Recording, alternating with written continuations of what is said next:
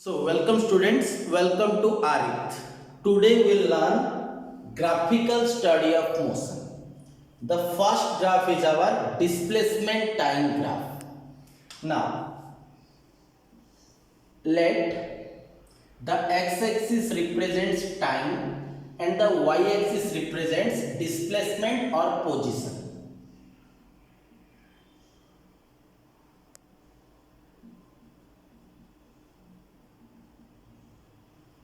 So, at a given time, a particle must be at a given position. So, it cannot have more than one positions at a given time. So, we can say any line parallel to the displacement axis cannot intersect the graph at more than one point. If it intersects, then it cannot be a displacement time graph. Now, we'll go for some properties of displacement time graph. So, this is the displacement time graph. Now, let at time t1, the particle is at a position s1. And at a time t2, the particle is at a position s2. Now, this point is A, this point is B. If we join these 2 points A and B, we'll get this chord AB. Now, slope of the chord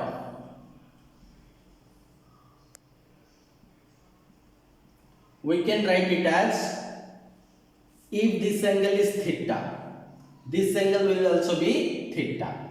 Now, this length, it is S2 minus S1, and this length, it is T2 minus T1. So, slope of chord AB will be tan theta. That is equal to S2 minus S1 by T2 minus T1, which is equal to change in displacement by change in time. This is the average velocity.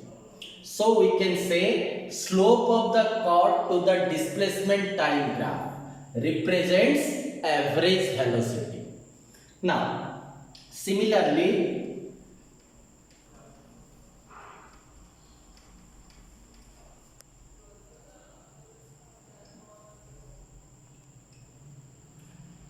this is the displacement time graph. Now I draw a tangent here. Now slope of tangent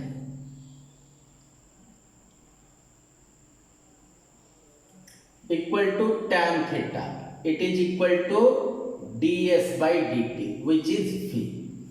So, slope of the tangent at any point to the displacement time graph or position time graph represents instantaneous velocity.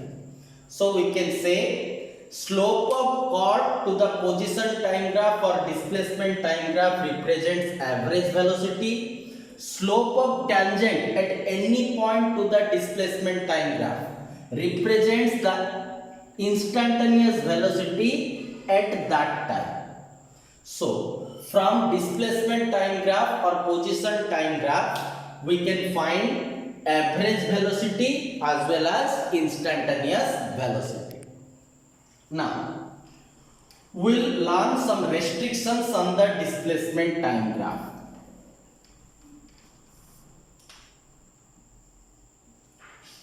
So, the first restriction is that a particle cannot have more than one position at a single time. So, any line parallel to the displacement axis cannot intersect the graph at more than one point. This is the first restriction. The second restriction is that displacement time graph cannot be discontinuous. Because if it is discontinuous, at the point of discontinuity, the slope of the tangent is not defined. That means the particle has infinite velocity at this instant, which is impossible. So, the displacement time graph cannot be discontinuous because the velocity of the particle cannot be infinite. Similarly, the displacement time graph can never be parallel to the displacement axis, that is perpendicular to the time axis. At this case also v becomes infinite. So what are the restrictions on displacement time graph? Any line parallel to the displacement axis cannot intersect the graph at more than one point. It cannot have breaks or discontinuities. It can never be parallel to the displacement axis. These are the restrictions on the displacement time graph.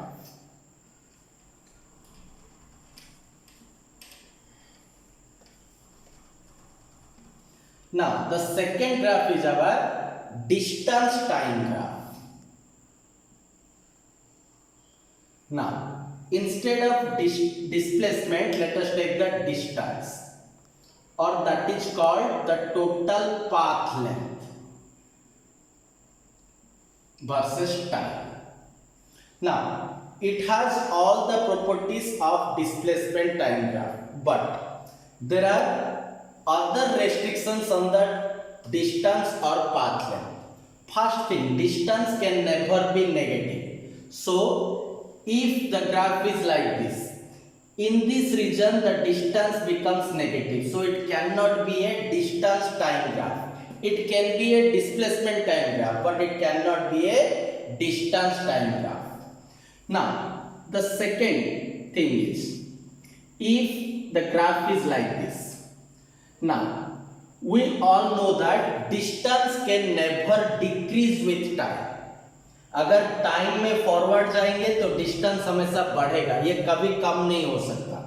But in this region the distance is decreasing with time, so it cannot also be a distance time graph, but it can be a displacement time graph. So these two extra restrictions we have to put in the distance versus time graph or total path length versus time graph. Distance can never be negative, distance can never decrease with time.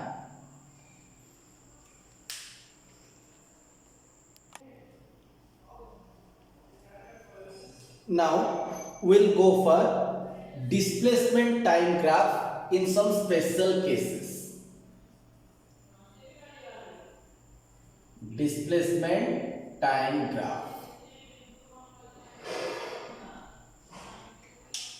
So our first case is body is at rest. So if the body is at rest, the velocity is 0. So slope of the graph is 0. That means it is parallel to the time axis.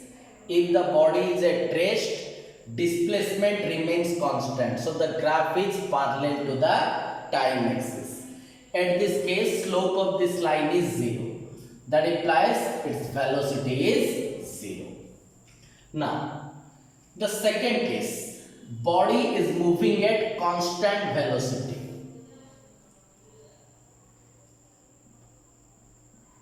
Body moving at constant velocity. Then the displacement time graph is a straight line.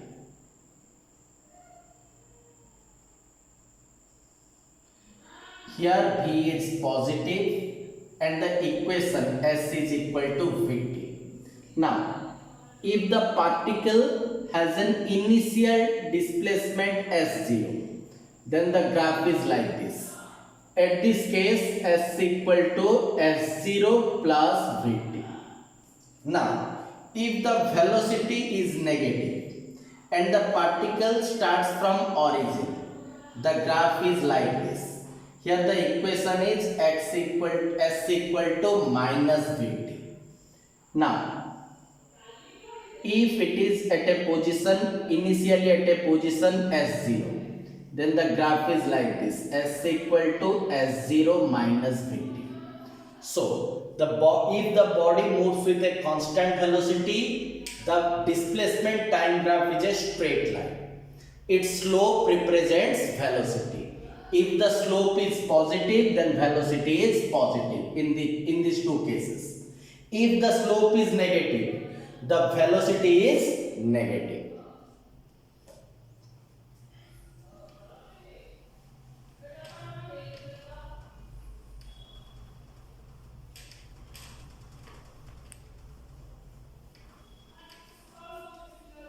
Now, the body moving at constant acceleration,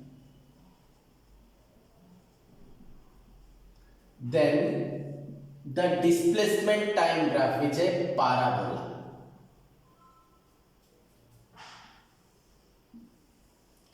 If the acceleration is positive, the graph is like this. The equation is s equal to ut plus half at square. If the acceleration is negative, then the graph is like this, downward parabola. Here the equation is s equal to ut minus half at square. So it will go to a maximum displacement, then the displacement begins to decrease. The point of maximum displacement, at this case the slope of tangent is 0. So at this point the velocity becomes 0. Now if we draw the graph,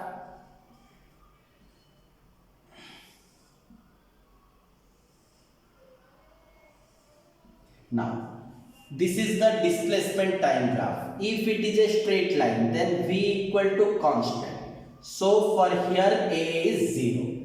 Now if it is rising upward, then a is positive, and for this graph a is negative. So if in this displacement time graph, if the line is a straight line, then acceleration is 0. If it is rising, a is positive. If it is declining, then acceleration is negative. So this is all about displacement time graph.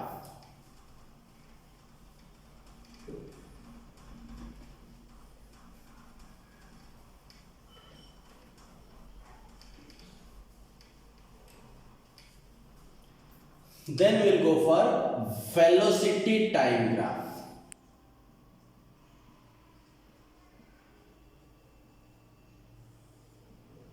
Now, in velocity time graph,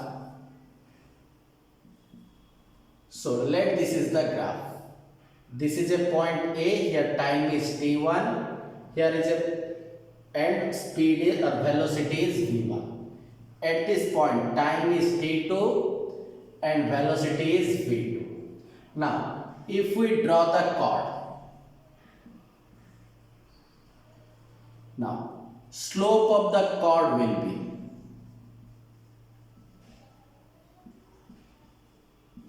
equal to tan theta. Now tan theta will be this length, which is equal to v2 minus v1, and this length it will be t2 minus t1. So it is equal to change in velocity by time, which is equal to average acceleration. So we can say slope of the chord to velocity time graph represents average acceleration.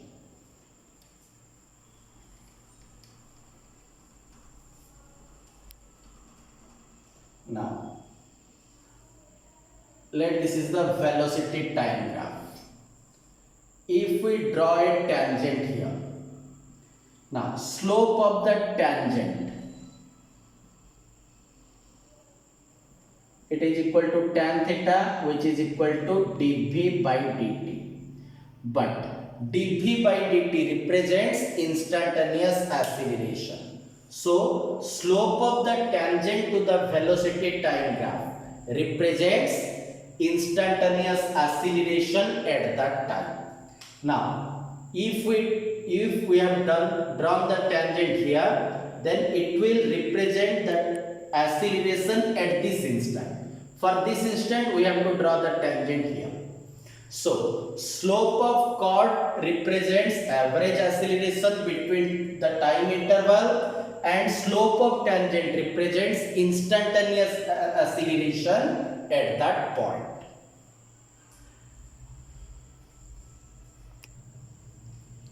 Now,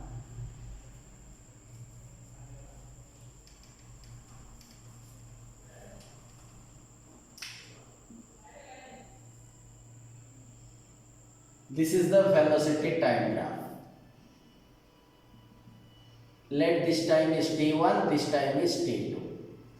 Now, if we calculate the area, so area under the graph, it is equal to integration of v dt from t1 to t2, but integration of v dt represents displacement. So the area under velocity time graph represents displacement. So slope of the chord for velocity time graph represents average acceleration. Slope of the tangent represents instantaneous acceleration, and area under velocity time graph represents displacement. Now we'll go for some restrictions on velocity time graph.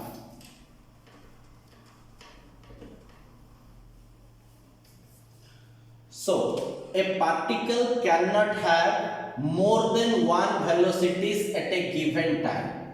So any line parallel to velocity axis cannot intersect the graph at more than one points.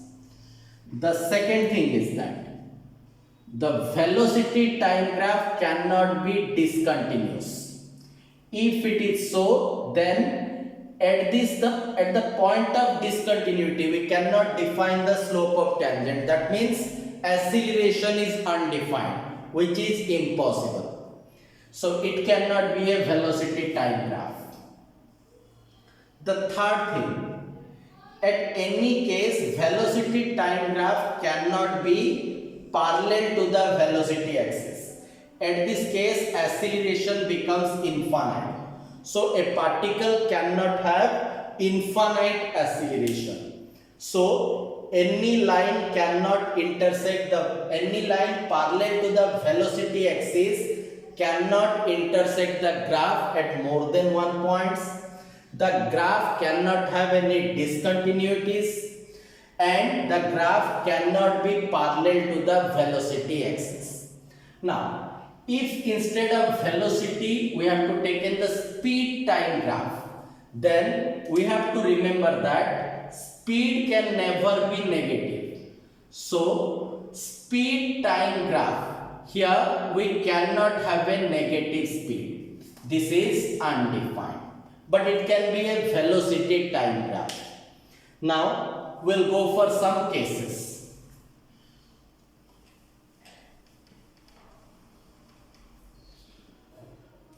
The first case is that body is at rest.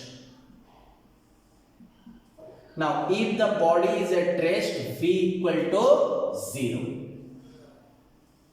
So the velocity time graph will be the time axis, because v is 0 at all the time. So the time axis is itself the velocity time graph. Now the second case,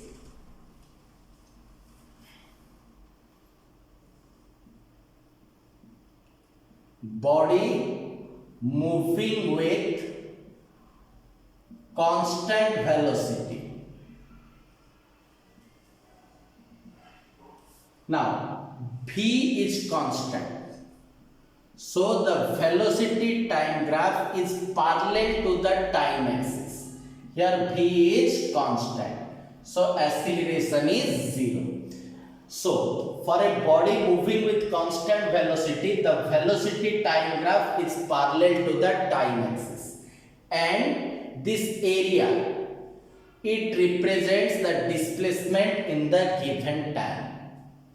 Now the body moving with constant acceleration,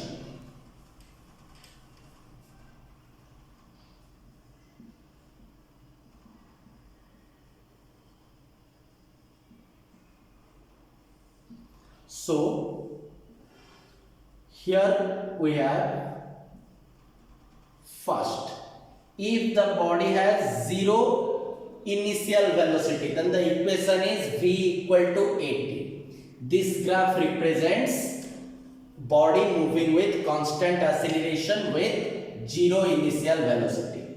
Now, if the acceleration is negative and initial velocity is 0, then the graph will like this, v equal to minus 80. Now, if the body has some initial velocity, let us say it has a positive initial velocity u, then if it has positive acceleration, then v equal to u plus 80. If it has a negative acceleration, then the equation is v equal to u minus 80. Now, initially the body has some negative velocity, let it is minus u. Then if it moves with positive acceleration, this will be minus u plus 80. If it has initially a negative velocity and moves with negative acceleration, the graph will be minus u minus 80. So, these are the velocity time graphs for constant acceleration. Now, we'll go for the variable acceleration.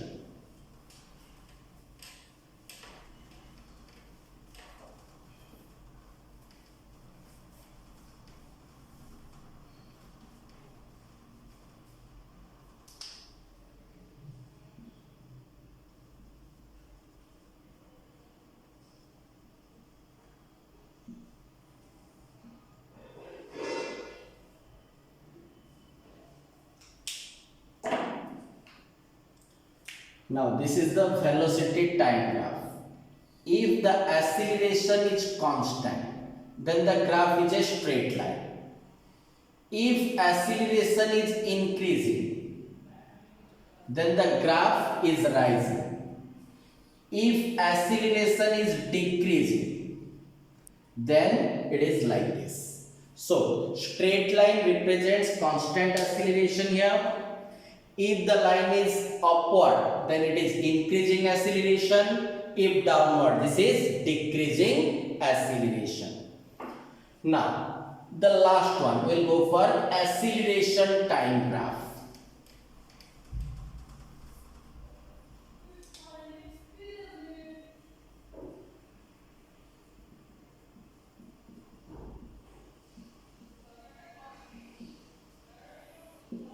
So, it is the graph between acceleration and time. Let the graph is like this. This is time t1, this is time t2. Now, area under the graph, it is equal to integration from t1 to t2 a dt, which is equal to velocity. So, area under acceleration time graph represents velocity. Now, we'll go for the restrictions and acceleration time graph.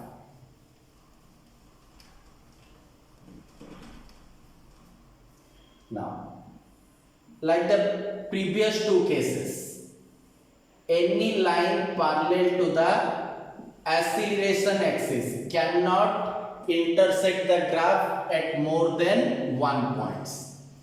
The second restriction is that the graph cannot be discontinuous. The third restriction is that it cannot be parallel to the acceleration axis. So these three are the restrictions on acceleration time graph.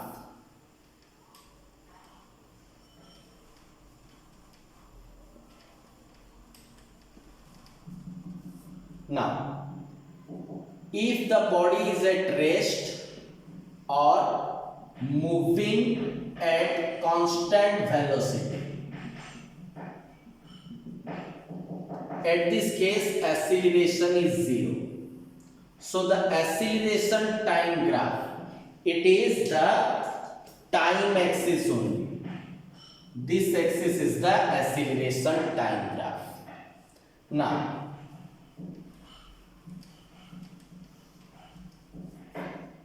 body moving with constant velocity.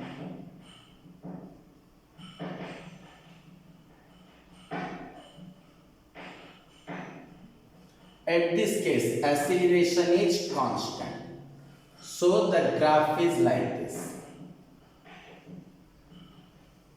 Here A is positive,